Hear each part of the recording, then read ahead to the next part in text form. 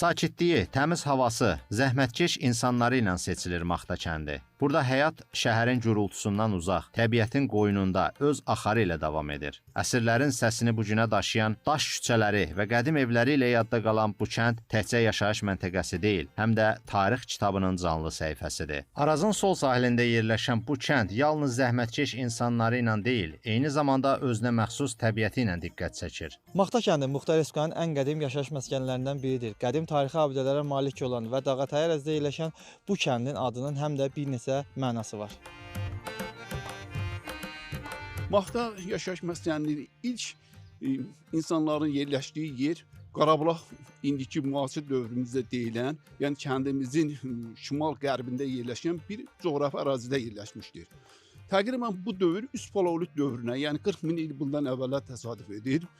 Üst paleolit dövründə orada yaşayan insanları sübut edən qazıntılar nəticəsində tapılan maddi mənbələr və qəbil abidələridir. Müasir Maxta ərazisində demək bu dövr Orta Tunc dövrünə təsadüf edir. Əkinçiliklə və maldarlıqla məşğul olan insanlar o cümlədən əkin sahələrinin içərisində daha çox pambıq əkirdilər.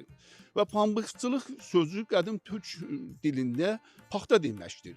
Paxta sözü zaman-zaman dəyişilərək Maxta kəndinin adının meydana gəlməsinə səbəb olmuşdur.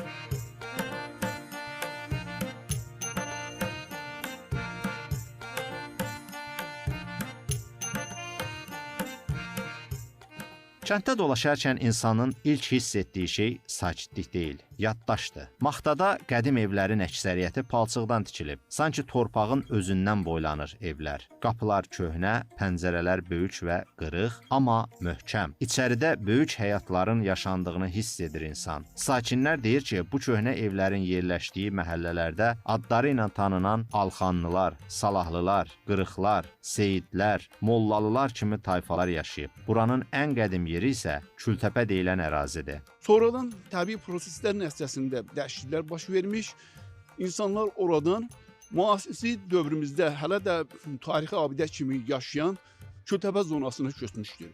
Bu sahə demək olar ki, 1980-ci illərdə bu ərazidə tədqiqat işləri aparmış. 1986-cı ildə akademik Vəli Əliyevin, sonra Abbas Seyidovun, Səfər Aşırovun rəhbərliyi sayəsində tədqiqat işləri aparılmışdır və həqiqətən də burada Maxtanın bu sahəsindəki olan yaşayış məskəni eramızdan əvvələ qədim Tunc dövrünə təsadüf edən materiallarla zəngin olmuşdur. Kəndin mərkəzində yerləşən qədim məscid isə sanki bu yaşayış məskəninin ürəyidir. Burada insanlar yalnız ibadət